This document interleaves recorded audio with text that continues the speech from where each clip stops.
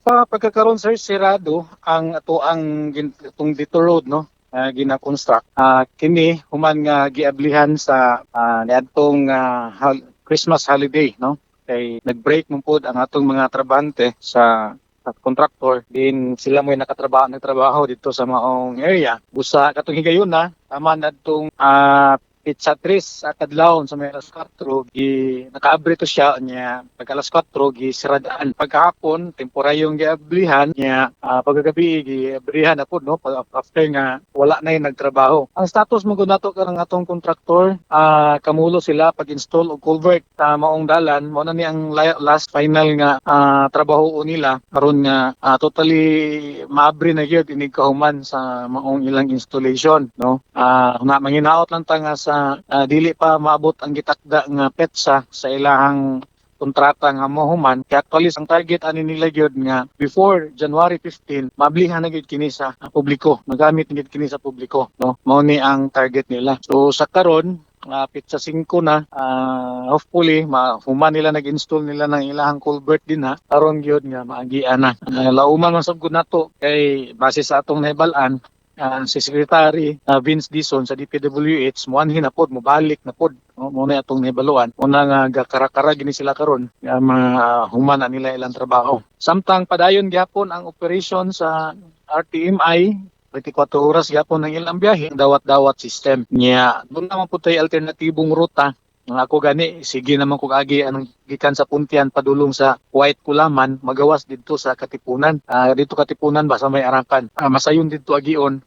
ikumpara kung dili ka mo gawas sa Sinuda bati ang dalan sa Sinuda medyo subidahon gud siya nya ayuta pa gian samantala kung dida ka sa Katipunan ka mo gawas simentado ang dalan nya less than half hour lang ang diferensya sa imong biyahe kung direct. Ang ilang plano gid na simintuhon man no pero sa karon napana sila sa phase 1. Ang phase 1 nila mao man na ang pag-open lang sa gyud og dito road nya graba. Sakto pud na nga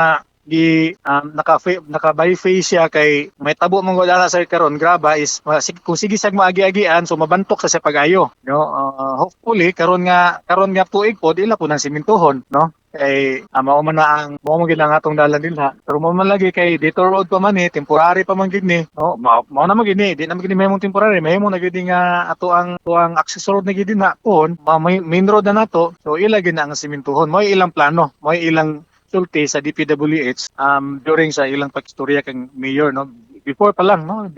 atong pagbisita pa gyud ni Secretary gani ni Vince Dizon pero for now mo man lagi na ang atong giapas nga maabri na ang dito road aron gyud nga makaagi ang atong mga sakyanan labaw sa tanan ang kanang mga dagkontract nato mga trailer, mga tinwheeler, mga prime mover, gagkarga na to mga produkto gikan sa Bukidnon o pasulod sa Bukidnon kay mao na ang gadala nato og ekonomiya diri sa ato sa probinsya sa Bukidnon. So far inig mahuman na sir, ma-install na karon,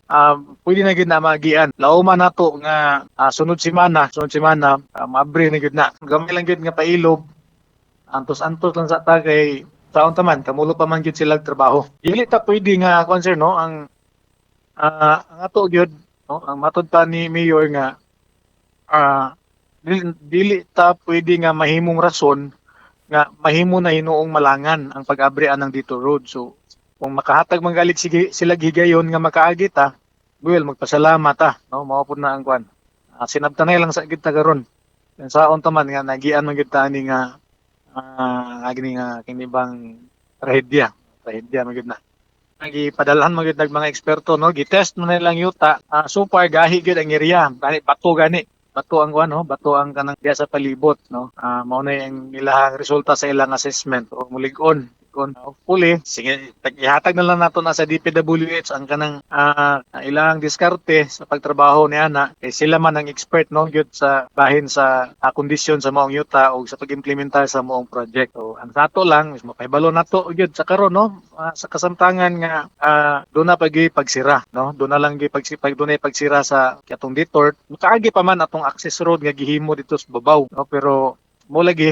puli-puli musaka nya puli na po na mo naog ingon ana so medyo lang gwanta na lang sa ta mintras kamulong trabaho anyway gamay naman lang ni no less than 10 days mo man na nila sir